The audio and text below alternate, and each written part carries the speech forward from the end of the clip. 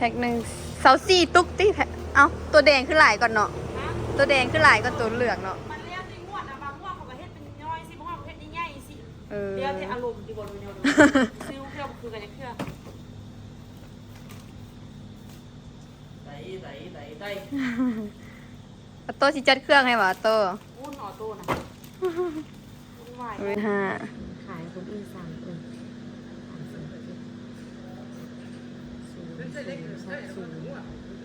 ไหนมีสูตรกินไล่ได้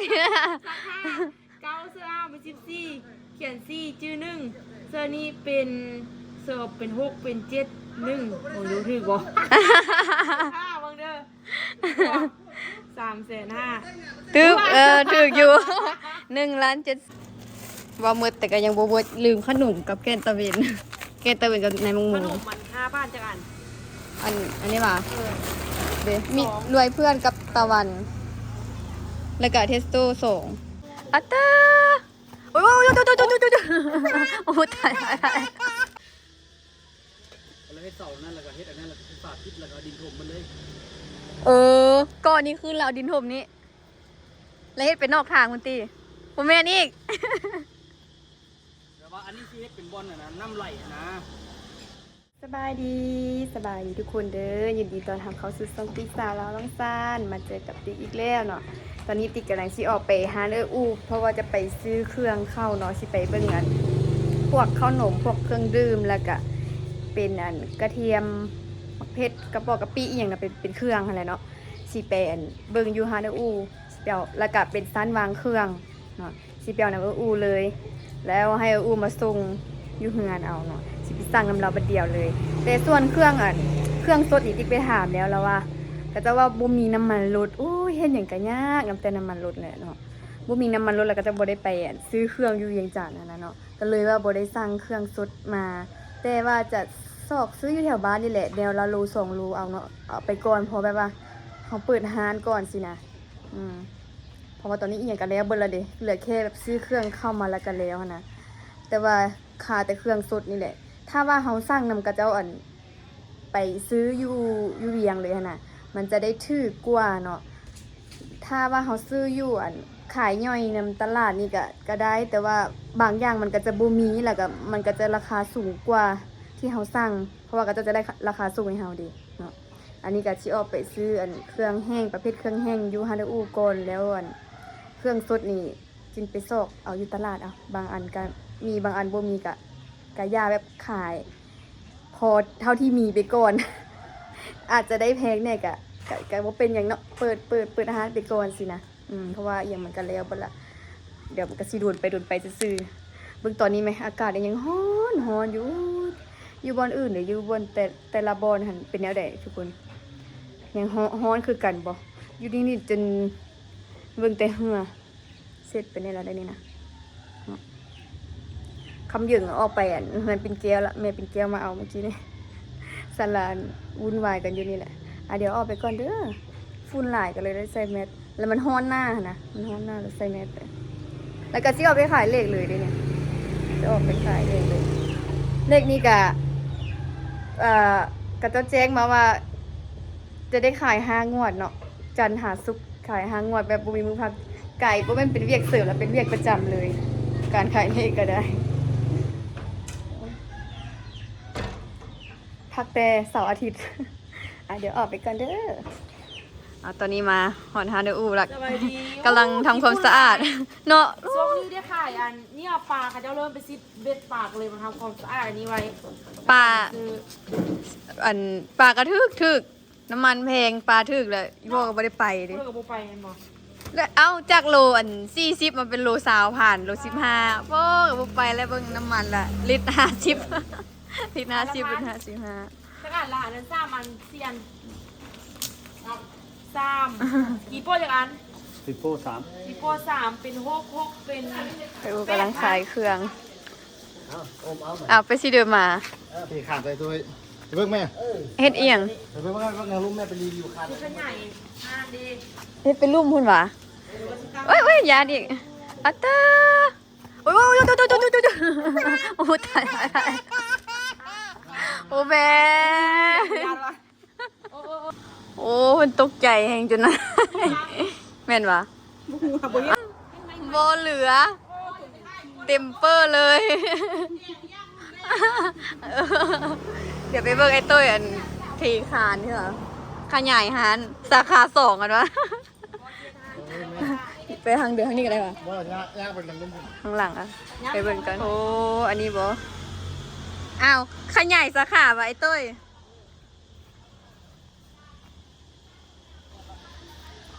เฮ็ดอันอ้าวสิเฮ็ดต่อนี่เลยวะสิเฮ็ดไปทางนี้วะ มีโครงการนี่แหละเอาพวกขายเครื่องก่อสร้างเฮ็ดแบบเดี๋ยวนี้ แล้วเฮ็ดเสานั่นแล้วก็เฮ็ดอันนั้นแล้วก็ฝาพิษแล้วก็ดินถมมันเลย เออก้อนนี้คือเราดินถมนี้แล้วเฮ็ดไปนอกทางคุณตีผมแม่นอีก แต่ว่าอันนี้ที่เฮ็ดเป็นบอลน่ะนะน้ำไหลนะปกติเขาก็ใส่ท่อแต่เขาบ่ใส่ท่อว่างบมันไหล เออยามฝนแล้วน้ำมันไหลลงนี่เลยเนาะ น้ำฝนน้ำมันมา เอาแล้วก็แล้วเฮ็ดทางนั้นเฮ็ดทางนั้นหาร บ่แล้ว เอาคือว่าจีน นี่แหละตอนี่แหละ นี่ อันนี้ที่ถมหมดอย่างนี้นะ แต่ว่าหารในเฮ็ดต่อนี้ซื่อๆอันนี้เราแม่นเฮ็ดอันบอนคลองน้ำคิดว่า แต่ว่ารถจะต่อไปกับที่เล่นนี่แหละพอกูมีทางเข้าดิ ยังบ่เห็นภาพเลยเว้า เมืองนี้เราบ่เห็นภาพเลยกำลังเฮ็ดกำลังเทคาน ตอนนี้น้ำมันแห้งแล้วมันนั่นบ่มีน้ำเนาะ เด้บ่เห็นคุ้มมันบ่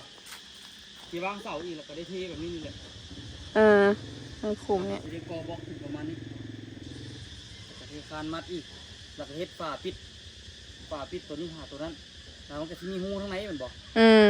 แล้วน้ำไหลลงไปนี่เลยห้องนะคลองน้ เขากล้องนี่เขาก็ดินถมหมดเลย ำแล้วรถแล้วก็ขี่มานี่ทางนั้นเด้ปะ กับโบป้าก็ได้เขาก็เที่ยวทางเก่าแหละแต่ว่าอนาคตบางทีเขาบ่ให้เราเที่ยวแล้วเขาก็ได้เที่ยวนะ เอาดินอันแม่จันเพิ่นฮอดสิเด้อวะ ฮะ ฮอดแต่เสาตัวนี้วะดินแม่จันทางนั้นเป็นดินกระเจ้าเลยเนาะดินติดกัน คิดว่าสิเฮ็ดอันเป็นห้านโตมานี่ ว่าให้เปิดห้านก่อสร้างเดี๋ยวสิเฮ็ดอันโตมานี่ล่ะเนี่ยห้านใหญ่ๆสิเลยนะซ้ำตัวนี้เลยนะ ว่าที่เปิดอยู่หันก่อสร้างหันเงินที่ซื้อหินซื้อทรายก็ยังพันมี อันเดียวก็เพลงอ่ะ อันไหนก็ขึ้นปั๊บ ขึ้นแบบอันคูณ2คูณ3อีกเด้บ่ได้ขึ้นทุกเครื่องซื่อๆเด้ โอ้ขี่รถออกไปเบิ่งหินบนทรายอยู่ แม่นรถเท่าเดิมแล้วฮู้เดี๋ยวนี้เนาะ โอ้หินรถอะนะ2 ล้านทรายหรือ2 ล้าน คันหนึง2 ล้าน 2 ล้าน 5 ตะกี้เฮาซื้อมีแต่ล้านปลายล้าน2แม่น ซื้อทรายว่าวันนี้ก็2 ล้านโอ้2 ล้านขึ้นที่กิโลเนี่ยว่ะ นับมือและนับสิแพงขึ้นอ่ะเดี๋ยวให้ไอ้ตุ้ยเพิ่นนั่นเรียกต่อกันไปเบิ่งเครื่องอยู่หาได้อู่ก่อนซื้อเครื่องเคาน์เมอร์ว่ะอันนี้ซื้อเคาน์เมอร์ว่ะนี่แบบกำลังจะจัดเครื่องกันบ่นี้นี่อันหากะแกะเครื่องกำลังสิเติมเครื่องเข้าร้านพอดีเฮามาซื้อ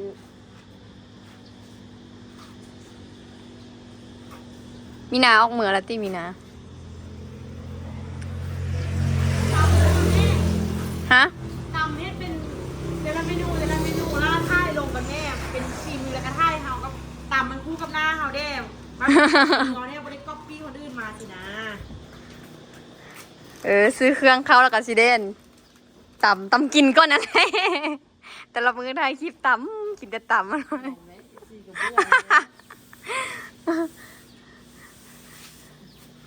มื้อใดก็มีแต่ตำดิไม่ว่าสิเอาอันนี้เป็นน้ำเอาสั้นวางอันหนึ่งก่อนเอาไปอันหนึ่งก่อน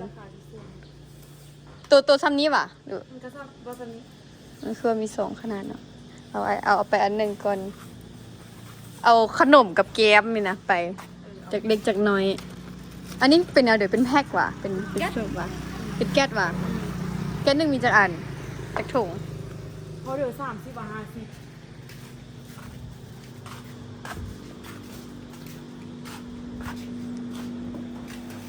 52 50 แก้วตาเป็น30 ยังบ่ฮอดแล้วสิยังบ่ฮอดแกะบ่ได้เอาเขาไล่บ่ค่อยได้ค่ายอะมันได้ค่ายจะแบบช่วงคนกินเบียร์งานบุญ แม่นนั่นแหละ มีเดี๋ยวนี้คือสิบ่เอาข้าวดอกเนาะเอาแต่เป็นขนมข้าวแล้วกันแล้ว ขนมแกนตะเวนนี่แหละ นี่แกนตะเวนแบบนี้ หรือว่าเอาไปย่างละ10ซาวกันบ่เนาะนี่บ่เอาฮอตแก๊สกันแลมเบิ่งอู้วันนี้เดี๋ยวจักหน่อยมาซิมก่อน เอาไปย่างละ5ย่างละ10อันเดิมเอาย่างละ10ย่างละเดิม เขาก็ว่าสิเอาแนวละน้อยนั่นแหละขนม อันเครื่องสดก็เอาไปประมาณโล2โล3โลประมาณนี้ก่อน ยกแก๊สน่ะมันไล่เลย เมียนั่นแหละ เขาสิเอาไปแนวละน้อยแนวละน้อยอยู่ อันแกนตะเวนนั้นเอาไปแนวละ10เบิ่งซะเนาะเอาเลย เอาขนมขนมข้าวปุ้นเส้นน้อยบ่อู้อยู่นี่ก็มีตัวนี้เขาอยากได้เส้นน้อยๆนั่นแหละ มัดละโลอ่ะ มันละครึ่งโล เขาว่าจะเป็นโลนึง นี่น้อยๆแบบนี้ ได้หลายก็เห็นเนาะ เออ ลวกก็ได้หลาย รถม้ามันสิเอาอันเด้อ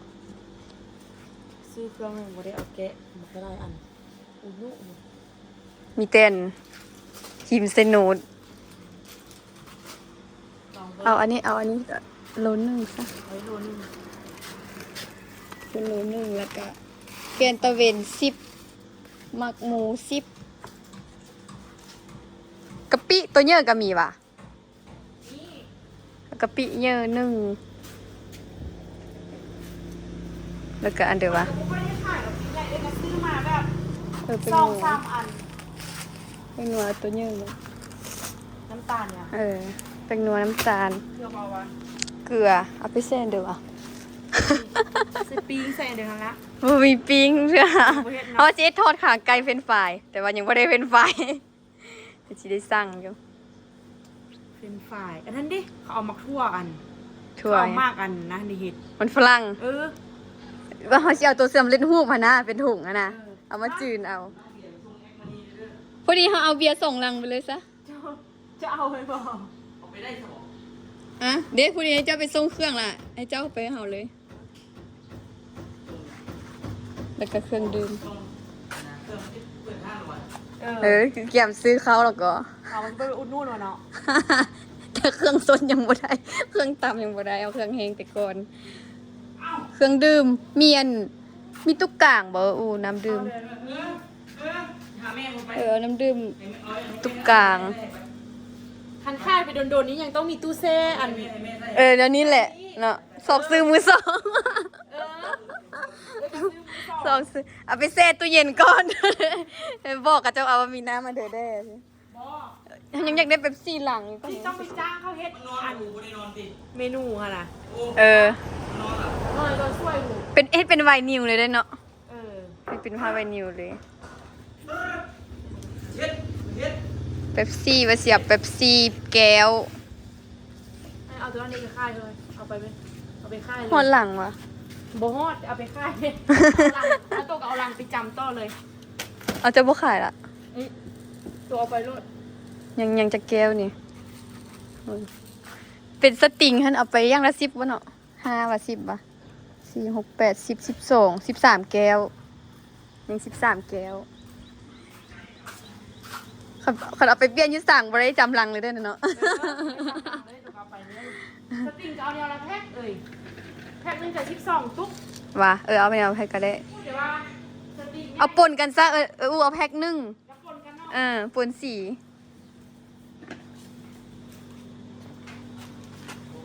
เพื่อนอ่ะ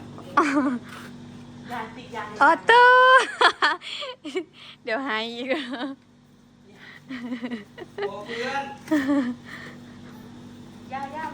บ่เห็นโดนเลยดันยานเนอะดำมักอันเดี๋ยวว่าสปอนเซอร์เป็นแพ็คเนาะแพ็คหนึ่งน้ำมะพร้าวแพ็คหนึ่งอันเดียวอีกอะโออีซีแพ็คหนึ่งเอาป่นรสประมาณนี้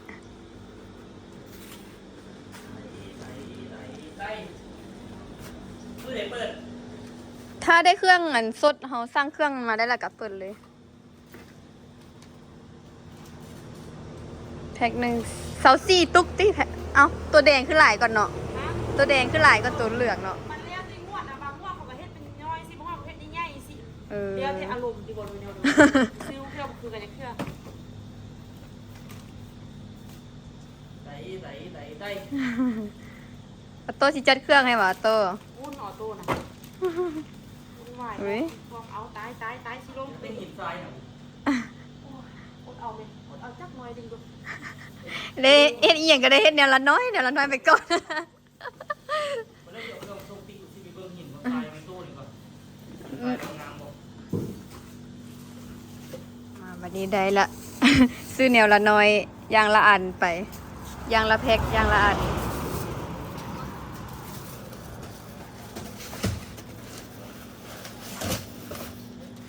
สร้างน้ำปูน้ำเอื้อยมาอยู่ไทยวังหลวง น่า โบเอ้ยจ่าบ่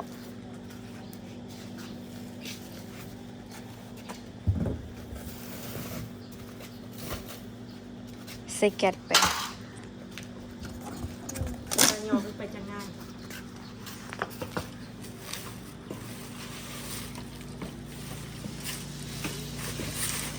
ว้าจับเราข่าวมาอีกแล้ว ปักเลย อ้าวบุญอ่ะป้ายกอีกออโต้ระวังเมาเด้อ ระวังเมาแล้วข่าวเด้อ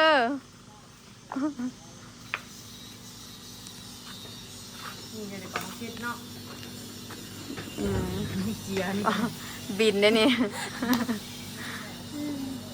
มะเขือโลหนึ่ง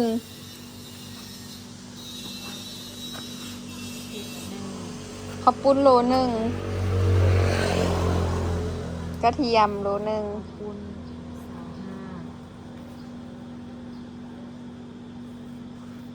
กระเทียมไร้ซอสซ้ำเลย กระเทียมโลหนึ่งแล้วก็น้ำตาลถุงหนึ่งเป็นนัวถุงหนึ่งกะปิใหญ่หนึ่งน้ำมะพร้าวป่อง75น้ำมะพร้าวป่องแพ็คหนึ่งแล้วก็สปอนเซอร์แพ็คหนึ่งโออิซิ2แพ็คสติงแพ็คหนึ่งว่ะนะ สอง สติง2แพ็คว่ะ แพ็คน้อยลงไปแพ็คง่ายค่ะ แล้วก็น้ำดื่ม ที่ตัวไปขายตัวต้องขายถ้าขายยุ่นำบุญเนี่ยถ้าขายเนี่ยต้องขาย15ตี้ถ้าขาย5นั่นน่ะต้องขาย จะขายเขาเด้อ 12 2เฮาก็ประมาณ15ประมาณนี้แหละ ต้องขาย15 เอากำไรวันหนึง2วัน แม่บอกที่จริงห้านั่นมันถึกเขาเดี๋ยววะ68เอ้ย โอ้ อ่ะ เดี๋ยวสิไปซื้ออยู่อันเพิ่นเอาจอกนี่บ่มีติจอก คัน เขา ขาย ดู ไปเดี๋ยวโดนให้เขาปุ้นเจ้าขิงอะเนาะแต่เขาเข้าบ้านมันจะมีคนมา ลองมึงก่อนได้ขายแล้วจะมีเมนูใหม่มาเรื่อย มันโพสต์มันเฮ็ดคลิปเรื่อยๆอันลงเฟซนะ ๆเพิ่นเอาเด้อเกือบถึงนี่เอ็มร้อยเฮาเด้อ 10,000 คิดว่าเป็นหน้ามาเท่าเด้อ อ้าวเขาเรียกว่าเขาจะบ่ได้ไปว่ะ ไม่ได้ไป บอก วันนี้ผู้ใดเอาไปจักคน ถึกเท่าไหร่ถึกอยู่1,395,000 ไข่เด้ เจออันนี้ได้เนาะอันนี้นี่เราเมนจับเพื่อไอ้ตุ้ยใส่ในรถไป เดี๋ยวนี้ มั เสื้อแก๊สอีก แต ตัว ก หนึง อู้ลืมไล่อันนั้นตี้อันสั้นวางเครื่อง สั้นวางเครื่องอันหนึง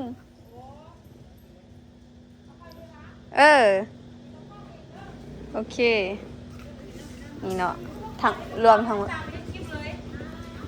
พอดี รวมทั้งหมดถึกอยู่ร้านยังสิบวกอันสั้นวางอีก สั้นวางไล่ให้350,000เด้อ 350,000 ขายคนอื่น3คน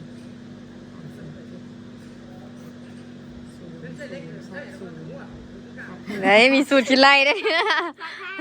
เก้าเสื้อเอาไป 14เขียน4จื้อ1เสื้อนี้เป็นเสื้อเป็น6เป็น7 1บ่รู้ถูกบ่ 5บังเด้อ3,500,000 ตึ๊บถูกอยู่ 1,745,000โอ้อันนี้ประธานเสร็จจากคิดไล่เลยคิดไล่เอง มีจื้อหนึ่งอีกก็ เอานี่ใส่นี่ในตู้อีกวันไปนั่งไปเดียว โอเคมีแต่สิให้ไอ้ตุ้ยไปส่งมื้อนี้หว่า ไปส่งมือนะ พอดีได้ส่งแก๊ส2 ลัง 3 แก๊สกับอันสันวางเครื่อง ผมจะออเด้อจะอาบน้ มึงก็จะอันเฮ็ดอันใส่ประตูโหงก็สิแล้วล่ะเนาะ ำมาเด้อวันนี้เลยนี่ประมาณนี้แหละทุกคน เดี๋ยวจ่ายเงินแล้วแล้วก็สิออกเมื่อไอ้ตุ้ยส่งเครื่องแล้วก็สิเอาไปขายเลขต่อเลยจ้าว่ามืดแต่ก็ยังบ่เบิดลืมขนมกับแกงตะเวน แกงตะเวนกับในมัง ข หมู นมมัน5 บ้านจักอัน อันนี้ว่าเด้มีรวยเพื่อนกับตะวัน แล้วก็เทสโต้ส่ง 5 บ้าน แกงตะเวนอย่างละ5ในมังหมูเอาไปใส่สั้นวางมันจึงแบบ คือว่างามอะไร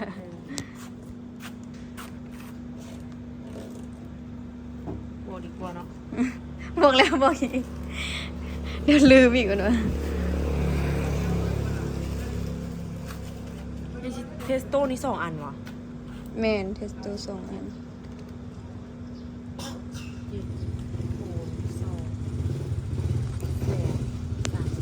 แกงของเทสโต้ตู้ขายอยู่ห้างต้นขายถึง20,000จะขาย25เทสโต้อะ หรือว่าขาย8สาวคือว่าสีหลายมันบ่เป็นบุญนะที่ยันเขาทวงกันนะเนาะคันบุญนี่ใครอยู่ ที่2 ล้านเลย 2 ล้านเป๊ะเลย ประมาณ2 คือเรียกว่า2 ล้านเป๊ะชีวิตกับบ่เบิดชีวิตก็ยังบ่เบิดอีก รวมทั้งเมิดบัดนี้คือชีวิตแล้วเนาะเป็น2,22,000 กีบ เอาเลย ติดหนี้มาด้วยอีก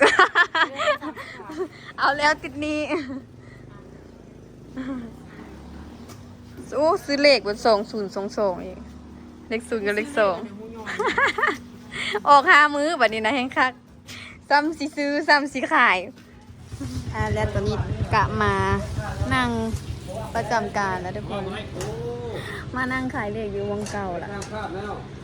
ให้ไอ้ตุ้ยไปเอาเครื่องไปส่งให้อยู่เหือเนาะแต่ว่าติ๊กหันออกมาขายเด็กแล้ว เพราะว่ามันค่ำเฮงแล้วเนาะมันค่ำแล้วก็เลยว่าออกมาขายเด็กเลย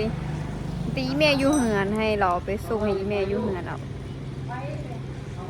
เบิ่งฮานพอนางปิ่นแก้วกำลังแต่งรถวันนี้จะสิได้ขายหรือไม่ได้ขายอะไรเนาะแต่ก็เปิดฮานแต่ก็สิได้ออกมาขายเลยคือเก่าอะไรเนาะ ตรงนี้มีน้ำมันร้านนั้นตรงนี้มีน้ำมันรถจักรแล้วก็ต้องมาแปลงรถนะแต่ก็สิได้ออกมาขายเลขคือเก่าเนาะถึงว่าจะเปิดห้างแต่เขาก็เบิ่งก่อนว่าดีมีคันว่าซ้ำแรงๆแล้วยังมีคนไปยังนั่งกินอยู่ก็คือสิบ่ได้ออกมาขายก็คือสิขายอยู่เฮือนเอาอะนะขายออนไลน์เพราะว่ามีลูกค้าประจำอยู่เดีลูกค้าแซดโทรมาซื้อกันนะก็มีอยู่คือสิได้ขายอยู่เฮือนเอาคันว่าบ่มีลูกค้ามากินเขากะออกมาตั้งโต๊ะขายอยู่เนาะคือเก่าเนาะ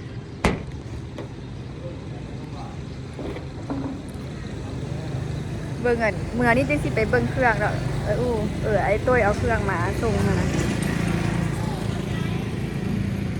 ไปเช็คเบิ่งเครื่องอีกเทื่อนึงเมื่อเราลืมเนาะอาญาแต่ลืมแต่ว่าอันสับคุณโอคีรถจักรยันแต่เราลืมไปว่าอันที่เราบ่ได้เกี่ยมใส่แก๊สหั่นนะเราก็ไปเสกอีกเทื่อนึงสำหรับคลิปวิดีโอนี้ติ๊กจะขอตัวลาทุกคนไปก่อนเด้อฝากทุกคนกดติดตามกดไลค์ช่องติ๊กสาวลาวน้องซาเลยเด้อเพื่อเป็นกำลังใจในการให้คลิปต่อไปเนาะมื้ออื่นเดี๋ยวเราสิมาประกอบอันซันวางเครื่องไปเปิดไปส่งแล้วก็มื้ออื่นสิประกอบแล้วก็สิจัดเครื่องอนามัยหานอนามัยอะไรก็ตู้พันไว้เนาะ ไปก่อนบ๊ายบาย ไม่ต้องขอเยอะหรอก